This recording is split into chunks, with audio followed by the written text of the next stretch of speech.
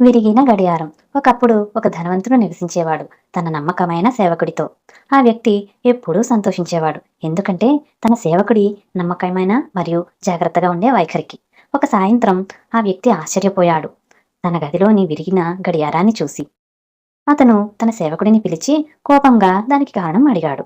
ఆ సేవకుడు ఇలా బదిలిచ్చాడు: గదిని శుభ్రం చేసే క్రమంలో గడియారం అనుకోకుండా అతని చేతుల నుండి జారిపోయింది మరియు చాలా ముక్కలుగా విరిగిపోయింది. ఆ వ్యక్తి అతన్ని ఎంతగానో ప్రేమించడంతో తను అతన్ని తిట్టలేకపోయాడు. ఉదయం గడిచింది, కానీ వ్యాపారికి రాత్రి గడవడం కష్టమైంది. ఆ గడియారం పట్ల అతనికున్న మక్కువ అతన్ని నిద్రపోకుండా చేసింది.